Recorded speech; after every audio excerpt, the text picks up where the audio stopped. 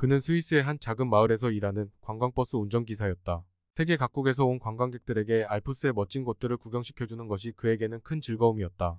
그러나 여느 아버지처럼 그의 가장 큰 기쁨은 하나밖에 없는 아들이었다. 그와 아내는 그가 운전하러 갈 때마다 관광객들의 안전을 위해서 기도했다. 그날도 그는 출근하면서 아내에게 말했다.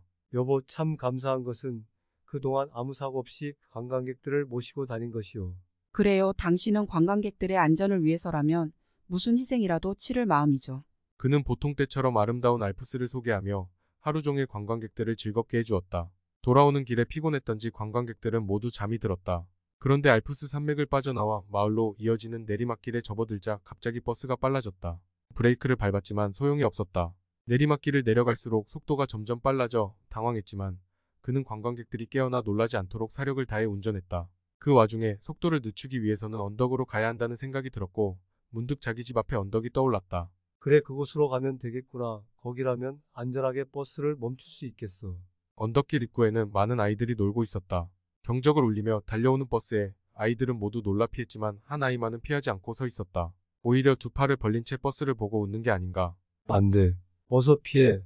아이를 피해 차를 돌리자니 버스가 위험했고 그대로 가자니 아이를 치워야 했다. 아이를 치고 관광객들을 살릴 것인가, 아이를 살리고 관광객들을 죽게 할 것인가. 버스의 둔탁한 충격에 관광객들이 잠에서 깨어났다.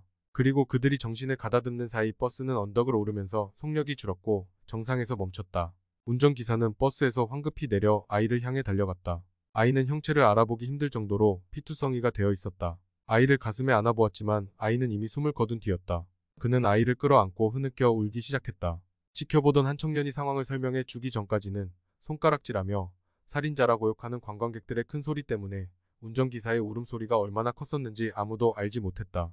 울고 있는 운전기사를 보며 관광객들은 자신들을 위해 그럴 수밖에 없었던 그를 위로하면서도 죽은 아이의 피 묻은 창백한 얼굴을 보면서 그를 원망하는 듯했다. 당신도 어쩔 수 없는 상황이었지 않습니까? 사고 처리가 잘 되도록 저희가 도와드리겠습니다. 그러나 한참을 울던 운전기사가 토해낸 한마디에 그 누구도 아무 말도 할 수 없었다. 이 아이는 제 아들입니다. 우리네 인생은 내리막길로 내달리던 고장난 버스의 절박한 상황과도 같다. 자신의 인생이 이보다 더 나은 상황이라 자만하지 말라. 버스의 승객들은 잠에 빠져 자신들이 죽는다는 사실도 몰랐다. 오늘도 우리는 마치 죽지 않을 것처럼 산다. 그러나 우리는 죽기만을 기다렸던 관광객들과 다르지 않다. 하나의 부품일 뿐인 브레이크가 고장난 버스의 승객들처럼 우리는 자신이 지은 아주 작은 죄 때문에 죽음을 기다려야 하는 존재일 뿐이다. 브레이크가 고장난 벤츠를 당신은 타겠는가? 우리가 누구이고 무엇을 이루었든 우리를 죽게 하는 것은 결국 우리가 무시하는 우리의 죄이다. 그러나 더 참담한 것은 우리의 운명이 처음부터 고장난 채 죽으려고 태어났다는 데 있다. 우리는 고장날 수밖에 없는 버스였던 것이다. 그래서 성경은 의인은 없나니 없도다, 한 사람도 없도다라고 탄식한다. 우리는 죄인이며 죄의 삭은 사망이다. 운전기사인 아버지가 승객들을 살릴 수 있는 방법은 오직 자기 아들을 죽이는 것뿐이었다. 예수님께서 십자가에서 죽으신 이유이다. 죽어서 불타는 지옥에 갈 수밖에 없는 죄인들을 대신해서 하나님께서는 자기의 아들을 죽게 하셨다. 우리가 아직 죄인이었을 때 그리스도께서 우리를 위하여 죽으심으로써 하나님께서는 우리를 향한 그의 사랑을 나타내신 것이다. 하나님께서 우리를 아니 당신을 사랑하신 증거가 바로 하나님의 아들 예수 그리스도시다. 우리를 향한 하나님의 사랑이 이렇게 나타났으니 곧 하나님께서 그의 독생자를 세상에 보내신 것은 우리로 그를 통하여 살게 하려 하심이라. 예수님께서 나와 당신을 위해 이 세상에 오셨고 또 십자가에서 피 흘려 죽으셨다는 것, 이것이 바로 하나님께서 우리를 사랑하신 증거이다. 하나님께서 세상을 이처럼 사랑하셔서 그의 독생자를 주신 이유는 무엇인가?